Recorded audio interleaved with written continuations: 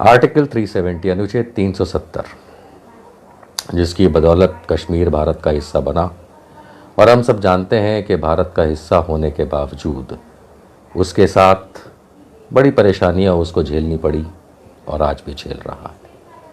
सवाल ये उठता है कि क्या अनुच्छेद 370 सच में भारत सरकार ने हटा दिया 2019 में? क्या ये सच्चाई है कि उसके हटने से कुछ भी जम्मू कश्मीर में फ़ायदा हुआ? क्या ये सच्चाई है कि जम्मू कश्मीर के अंदर आर्टिकल 370 बहुत बुरी चीज़ थी, या उसके हटने से बुराई हुई? आज इन बातों को समझने के लिए हम छोटी सी एक कोशिश करेंगे, क्योंकि इसमें यह भी हमें समझना है कि आज आर्टिकल 370 को हटे हुए 1.5 साल के करीब हो चुका है, और वहाँ पे जो हालात हैं क्या वो किसी भी काम के इस तरीके से हैं कि मोदी जी की इस पहल को तारीफ़ काबिल कहा जाए।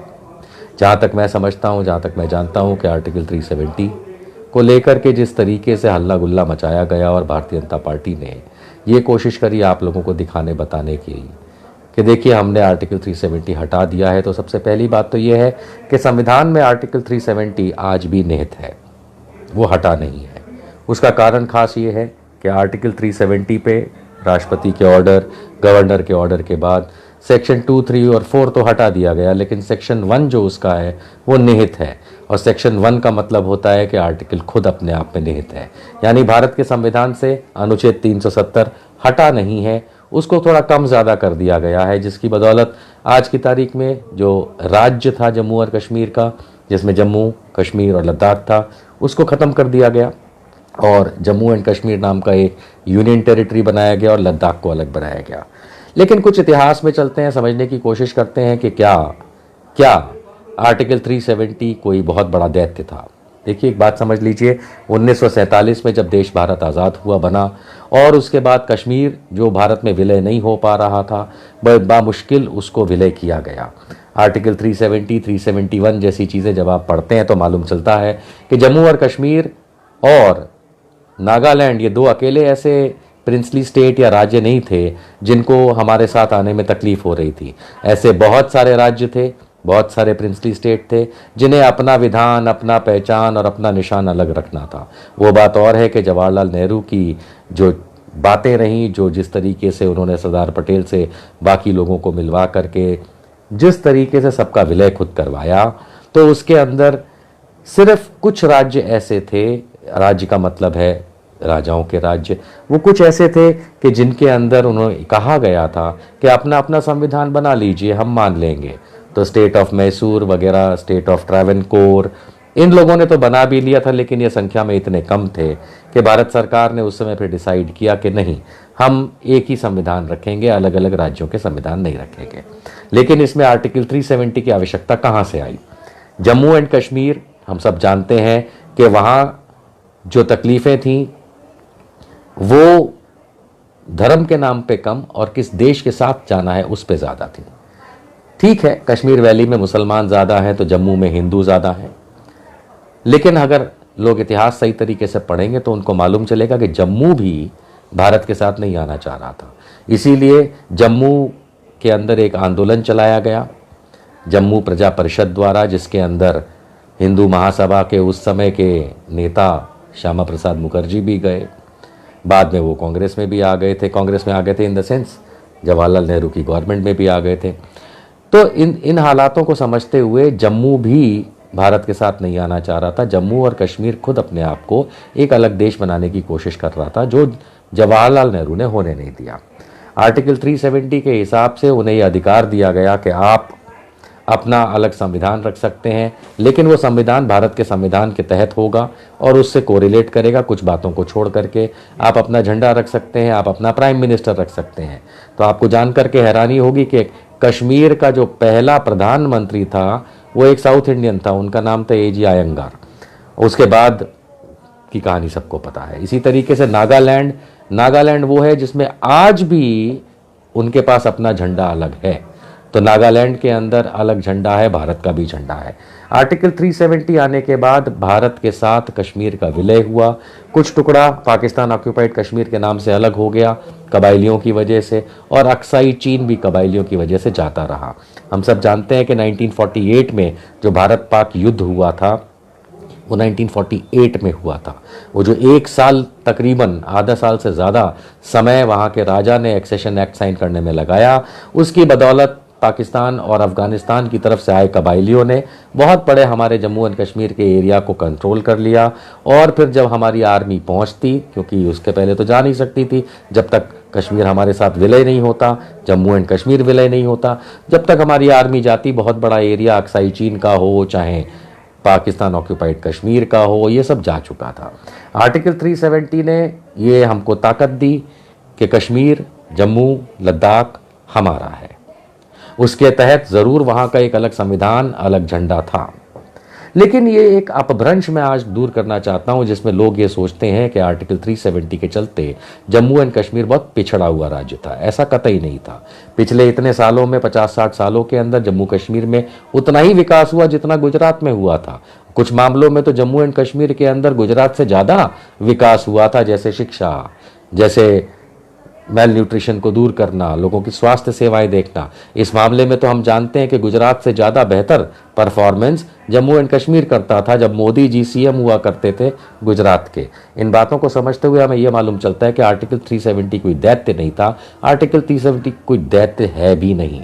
उसके कुछ रूल्स हैं, रेगुलेशंस हैं, लेकिन क्या करें, ये जो राष्ट्रवाद का झूठा नारा लगाने वाले भारतीय जनता पार्टी वाले, इन्होंने आपको बेवकूफ़ बनाने के लिए उसके सेक्शन 234 को डाइल्यूट कर दिया। वो मामला और है कि ये मैटर अभी सुप्रीम कोर्ट में चल रहा है, लेकिन आर्टिकल 370 बादस्तूर चलते हुए भी जम्मू एंड कश्मीर बहुत सुख शांति से जीता था, माइनस जो टेररिज्म 1990 के दशक से आया, तो उसकी बात अलग है। उसका आर्टिकल 370 से कोई मतलब नहीं है। हम जानते हैं बहुत से कश्मीरी इतने अच्छे अच्छे डॉक्टर हैं, आईएएस अफसर हैं, आईपीएस अफसर हैं, फौज में नौकरी करते हैं, तो ये ऐसा तो नहीं है कि कोई पिछड़ा हुआ राज्य है। जम्मू एंड कश्मीर के मुकाबले कई और पिछड़े हुए राज्य हमारे देश के अंदर हैं। लेकिन इस आर्टिकल 370 को हटाने का नाटक जो किया गया, ये सिर्फ भारतीय जनता पार्टी ने दो कारण से किया।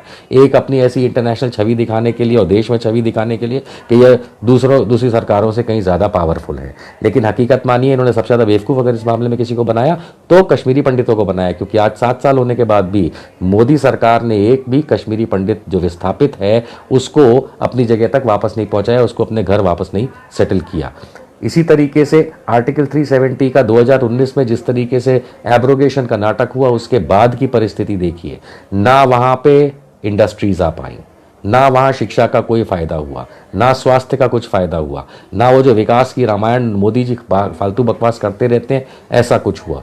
और तो और राज्य का दर्जा हटा दिया, वहाँ स्टेट गवर्नमेंट नहीं। जम्मू एंड कश्मीर के अंदर यूनियन टेरिटरी बना दी, यानी केंद्र सीधा कंट्रोल करेगा। वहाँ पे ब्लॉक वाइज कुछ चुनिंदा लोग ज़रूर हैं, लेकिन सरकारें नहीं हैं। वहाँ के लोगों का क्या? जम्मू के डोगरा हो, कश्मीर का मुसलमान हो, इससे कोई फ़र्क नहीं पड़ता। चाहे वो कश्मीरी पंडित हो, चाहे वो बुद्धिस्ट आदमी हो, उससे कोई फ़र्क नहीं पड़ता। हकीकत यह है कि जम्मू एंड कश्मीर के अंदर एब्रोगेशन ऑफ आर्टिकल 370 का नाटक करने के बाद, यानी कि डाइल्यूट करने के बाद, जिसको ये लोग हटा देना कहते हैं, उसके बाद परिस्थिति और ख़राब हुई। हमें सबको याद रखना चाहिए, ये डेटा है कि आर्टिकल 370 हटाने से पहले, मोदी सरकार आने से भी पहले जितने कश्मीर में आतंकवादी हमले पाकिस्तान की तरफ से होते थे, अब उससे कहीं ज़्यादा होते हैं। किसी भी तरीके से आतंकवाद की कोई भी कमर तोड़ी नहीं गई। उल्टा ये हुआ है कि वहाँ के लोगों के मुंह सिल दिए गए हैं, क्योंकि अमित शाह के अंगूठे के नीचे अब यह राज आ गया है या एरिया आ गया है। आर्टिकल 370 हटा के कश्मीरियों को बर्बाद करने का पूरा प्लान मोदी जी ने बना रखा है। और जब मैं कहता हूं कश्मीरियों को बर्बाद करने का मतलब समझ लीजिए आप, इसमें 3 टाइप के लोगों की मैं बात कर रहा हूं। वैली में रहने वाले, यानी कि घाटी में, कश्मीर घाटी में रहने वाले मुसलमानों की बात करता हूं, साथ ही साथ जम्मू के डोगराओं की भी बात करता हूं।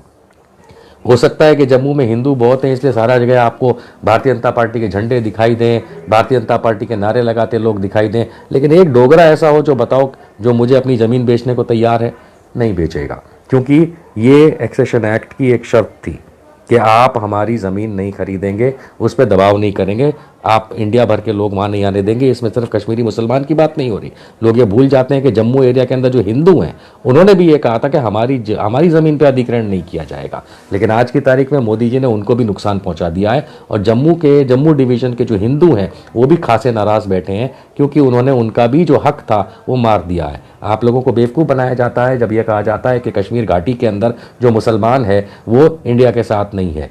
कौन सा कश्मीरी डोगरा, यानी कि जम्मू का डोगरा, पूंछ का डोगरा या उस एरिया का डोगरा कौन सा है जो इंडिया के अंदर अपनी ज़मीनें बेचने को तैयार है?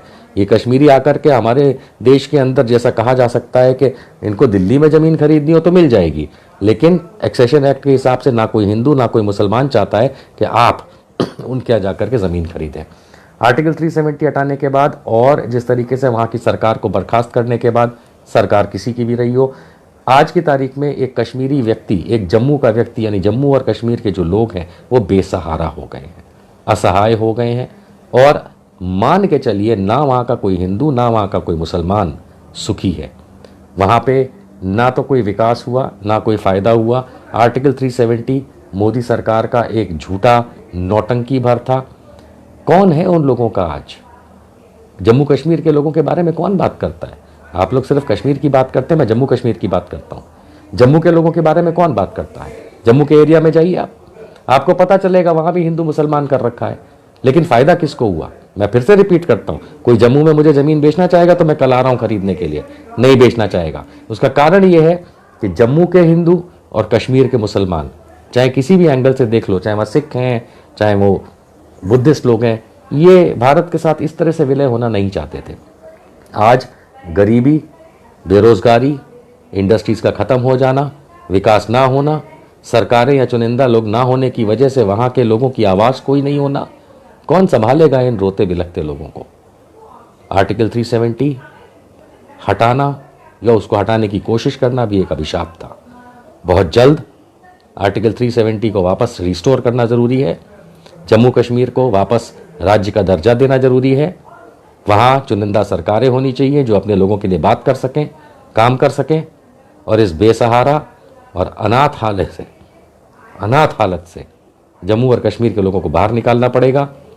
मैं जम्मू कश्मीर लद्दाख के हर बुद्धिस्ट, सिख, हिंदू, मुसलमान को ये बताना चाहता हूँ कि इस सरकार ने, मोदी सरकार ने जो नुकसान आप लोगों का किया है, हम भारतीय उसको बहुत जल्द रिफिट करेंगे, रीइंस्टेट करेंगे, और आप लोगों के साथ हो रहे इस जुल्म को दूर करने की कोशिश करेंगे, क्योंकि आप लोगों के पास आपके चुनिंदा लोग होने चाहिए, बच्चों के पास भविष्य होना चाहिए, माताओं बहनों भाइयों के पास हमारे कुछ भविष्य के लिए होना चाहिए। मोदी सरकार ने आर्टिकल 370 के नाम पे जो जम्मू और कश्मीर के साथ नाटक किया है, उसके लिए हम भारतीय बहुत दुखी हैं, बेहद दुखी हैं। हम सिर्फ इतना आपसे आशा करते हैं कि जहाँ इतना दिन आपने बिताए वहाँ कुछ दिन और सही, और जितने भी हमारे कश्मीरी पंडित भाई बहन विस्थापित हैं, मैं चाहूँगा कि आप लोग कश्मीर वैली वापस जाएं, रहना शुरू करें। किसी को कोई परेशानी नहीं है, सब भाई बहन एक साथ हैं। ये भारतीय जनता पार्टी जैसे हरामियों की बातों में ना आइए, भाईचारा बढ़ाइए। जय हिंद, जय भारत, जय जम्मू, जय कश्मीर।